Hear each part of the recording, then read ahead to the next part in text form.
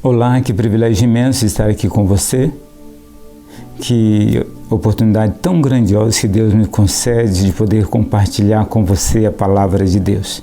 Muito obrigado de todo o coração. Eu oro a Deus para que Ele esteja abençoando a sua vida, a sua família, a sua casa, o seu lar e principalmente esteja abençoando o seu relacionamento com Ele, com Deus. Tá certo? Eu oro para que isso aconteça na sua vida. Amigo, hoje eu quero voltar a falar sobre o nosso relacionamento com Deus. Nosso relacionamento com Deus é algo tão majestoso, tão incrível, que Deus, na sua sabedoria, Ele não se limitou apenas a utilizar apenas uma figura, mas utilizou múltiplas figuras para descrever esse relacionamento. É como se Ele dissesse: meu relacionamento com a minha igreja, com o meu povo, com os meus filhos, é algo que não pode ser ilustrado com apenas uma imagem, mas eu quero utilizar múltiplas imagens. E então Ele fez isso. Ele usou a figura do agricultor, usou a figura do noivo e da noiva, a figura do edifício, a figura do corpo, a cabeça e os membros. Ele utilizou a figura do rei e os seus súditos. Ele usou a figura do Senhor e os seus escravos, seus servos, né? Todas essas figuras, mas a figura mais impressionante da Bíblia Sagrada é a figura do marido e da esposa.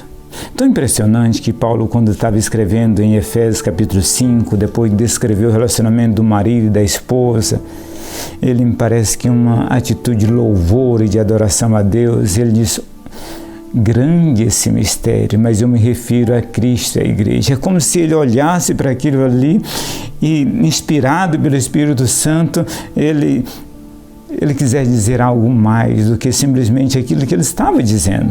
Ele estava falando sobre o casamento, sobre o relacionamento do marido e da mulher, mas ele disse: isso é muito mais profundo. Isso trata do nosso relacionamento com Deus. Né? Isso é apenas uma figura do nosso relacionamento com o Criador, com o Deus Todo-Poderoso. Então, não podemos esquecer disso. Talvez essa é uma das razões principais pelas quais o diabo odeia tanto o casamento e trabalha tanto para destruir o relacionamento conjugal, para criar obstáculos, para deturpar, para criar todas as anomalias, né? Porque na realidade ele está atingindo o Deus Todo-Poderoso. Que triste, não é isso? Mas nós os cristãos, precisamos sempre ter isso na nossa mente. Não podemos esquecer, né? Que na figura do nosso casamento, nosso relacionamento entre o marido e a esposa, está a figura do nosso relacionamento com Deus. E a Escritura Sagrada ilustrou isso em vários momentos. Por exemplo, em Ezequiel, no capítulo 16, a Escritura Sagrada conta a história de duas mulheres, né? Que essas duas mulheres, elas figuram cada uma o reino do norte e o reino do sul. Esses dois reinos juntos, ele forma a nação de Israel, a nação de Israel como um todo, né? Então, nessa figura, ele diz que esse homem, né, que no caso é Deus, encontrou uma jovem ainda na infância, abandonada, jogada, largada, né? E ele então tomou essa jovem, né, cuidou dela, alimentou, sustentou, deu proteção a ela, e mais tarde, quando ele passou outra vez, viu que ela estava pronta para ser amada, diz o texto sagrado. Então ele a toma para si, coloca o seu manto sobre ela, cobre a sua nudez, né? Veste, né? Adorna ela com joia, veste ela com roupas finas e maravilhosas, confere a ela dignidade, riqueza, honra. Tudo isso ele faz. E depois, quando ela está toda adornada e toda maravilhosa, então ela o abandona e vai atrás dos seus amores, dos seus amantes. Olha que tristeza. E Deus fala isso com profunda tristeza e com profundo pesar no seu coração por causa da infidelidade do seu povo. né? E outra figura também, ele utiliza o profeta Oséias. O profeta Oséias é uma história maravilhosa, incrível. Aquele homem viveu uma experiência, né, inusitada. Deus o chama e ele vai viver na pele a experiência que Deus vive em relação ao seu povo. É uma pregação viva do relacionamento de Deus com o seu povo. Então Deus manda aquele profeta casar-se com uma mulher que é uma mulher de prostituição. E ele casa com ela, ele traz ela para sua casa, confere a ela dignidade, confere a ela honra, dá a ela filhos. E depois de dar a ela filhos, ela então o abandona, deixa o lar e vai em busca dos seus amores. E Deus, mais tarde, Deus manda aquele profeta buscar aquela e ir em busca da sua esposa novamente. E encontra ela abandonada, desprezada, abusada, a tal ponto de que ela, para não morrer de fome, se dispõe a vender-se a si mesma.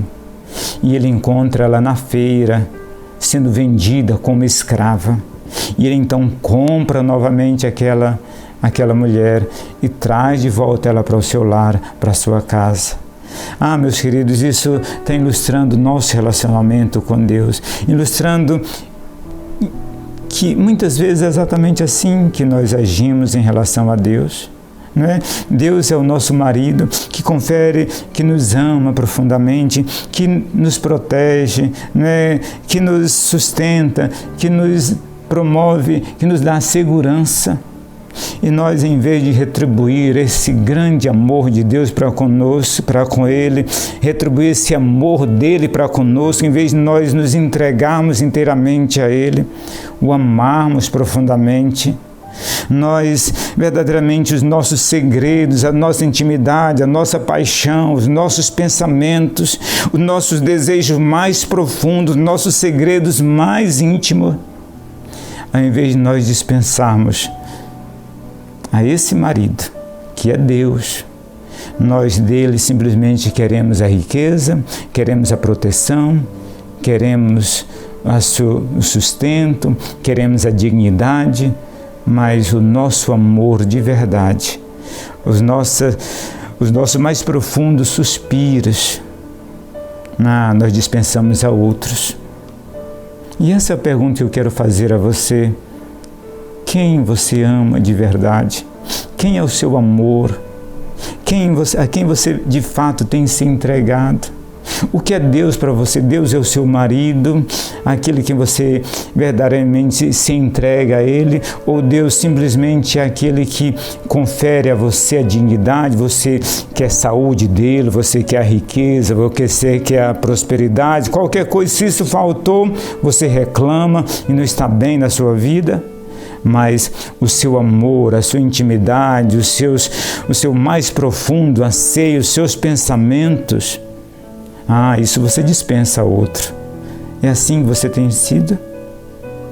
Pense seriamente sobre isso, porque Deus deseja ser de fato o seu marido, ser digno do seu mais profundo amor, ser digno do seu mais profundo desejo, ser digno do seu mais profunda, quer ter intimidade com você de verdade. É isso que Deus quer fazer, né? Que Deus possa abençoar você, que seus olhos sejam abertos, que você tenha entendimento e compreenda. Pense mais profundamente sobre isso que eu falei e se volte para o Senhor de todo o seu coração. Amém? Que Deus abençoe você de modo poderoso. Amém.